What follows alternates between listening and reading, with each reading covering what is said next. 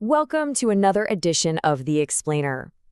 Imagine walking right into a casino and just gambling hundreds of millions of dollars on a single spin of the roulette wheel. Sounds crazy, right? But in the world of high-stakes sports, that exact gamble happens every single season. I am absolutely thrilled to have you here today because we're looking at a topic that blends high drama, literally staggering amounts of money, and the fascinating psychology of elite performance. We're examining how high-stakes sports manage the perilous balance of elite ambition and long-term sustainability. It's basically a tightrope walk where one wrong step can lead to total disaster, but the right combination of culture and strategy, well, that can build a dynasty. Okay, let's dive right into this. What is the true price of chasing a championship? In the hyper-competitive world of pro sports, owners, managers, and athletes are under immense, sometimes just crushing pressure to win at all costs. But when that ambition outpaces reality, the financial and human toll can be catastrophic, literally destroying historic, beloved institutions almost overnight. Today, we're going to look at what happens when organizations get this balance horribly wrong, how the industry actually tries to regulate that behavior, and finally, a surprising, science-backed blueprint for how to get it right. Here's our roadmap for today. 1. Chasing the ultimate dream. 2. The doing a Leeds phenomenon. 3. Financial fair play explained. And 4. A winning alternative model. Part 1. Chasing the ultimate dream. The high cost of ambition. Moving right along to Part 2. The doing a Leeds phenomenon. A cautionary tale.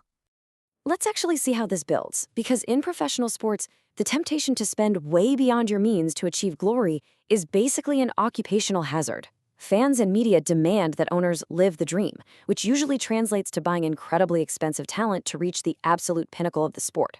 Let's look at what happens when that dream turns into a complete nightmare, using the incredibly dramatic timeline of Leeds United. In the late 90s and early 2000s, Leeds invested heavily to attain domestic and highly lucrative European success.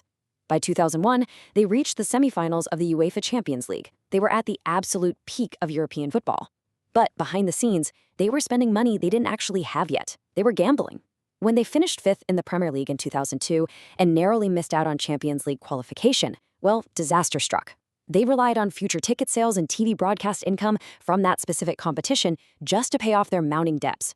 Without that money, they had to drastically sell off their star players. By 2004, the unthinkable happened. They were relegated from the Premier League. The financial rot just continued to spread until 2007, when they formally entered administration and dropped into the third tier of English football for the very first time in their entire history. And this brilliantly illustrates the sheer, staggering scale of the problem. £119 million. That was Leeds United's peak debt. To put this into perspective, imagine running your own household budget by maxing out 5 different credit cards on the bold assumption that you might get a massive promotion at work next year. That's essentially what Leeds did.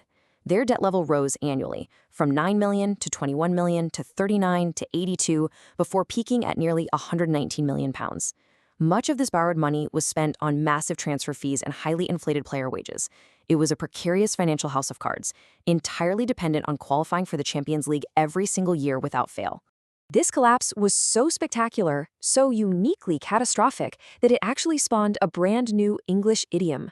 Doing a Leeds is now universally synonymous with severe financial mismanagement. It specifically refers to clubs that fail to plan adequately for the financial impact of missing out on Champions League qualification or failing to restructure their massive wage bills after being relegated. It's a term used by cautious managers to justify selling players just to balance the books, and it's a term absolutely feared by fans whose clubs have just been taken over by ambitious, big-spending owners looking to roll the dice. But listen, Leeds wasn't just a one-off tragedy. This is a systemic trap across the globe. Just look at Portsmouth. They won the prestigious FA Cup in 2008, basking in ultimate glory, right? And then they became the very first Premier League club to enter administration just 2 years later. Or consider Bolton Wanderers, who reached the last 16 of the UEFA Cup, only to later announce massive, crippling debts over £172 million, facing near expulsion from the league.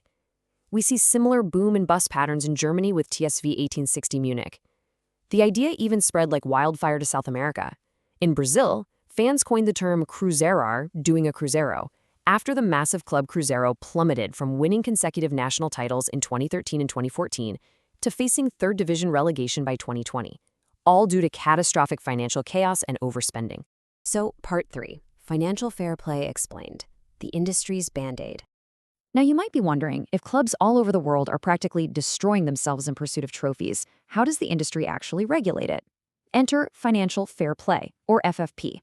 This was a major initiative heavily associated with former UEFA President Michel Platini. Its official stated aim is simple enough: to prevent football clubs from spending more than they earn in the pursuit of success.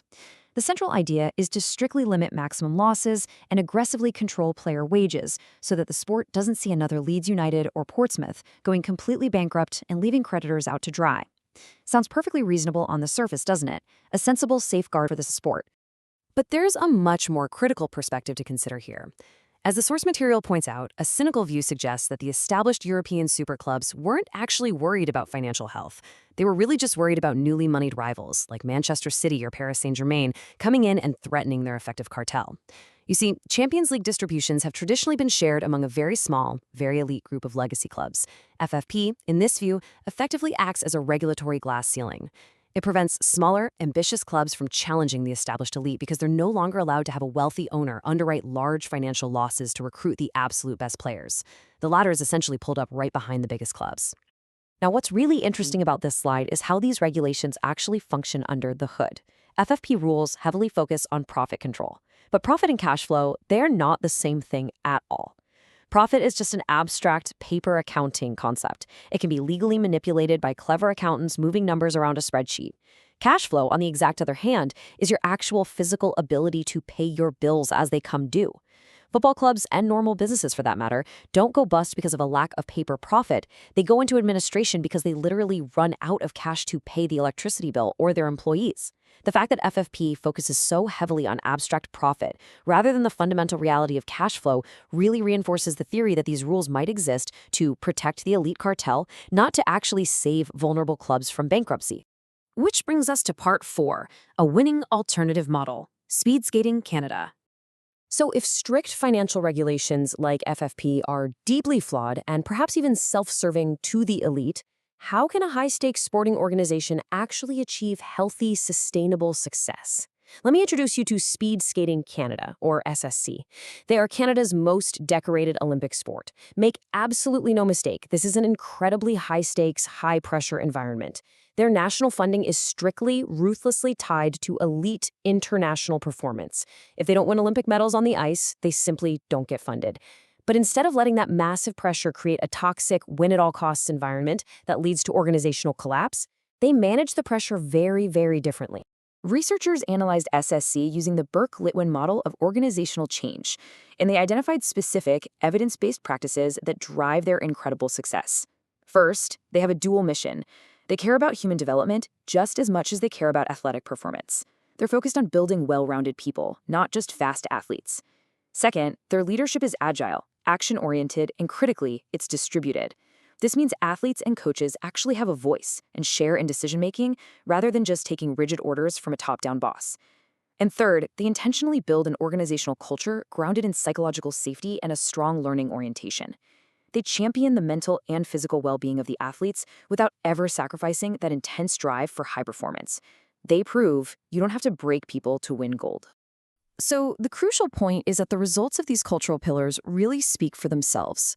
SSC enjoys highly transparent and inclusive decision-making, which has massively bolstered trust among its entire membership. They successfully balance the intense needs of the individual elite athlete with the collective goals of the team, holding values that extend far beyond just winning the very next race. These human-centered metrics contrast sharply with the toxic, high-stakes financial gambling we saw in European football.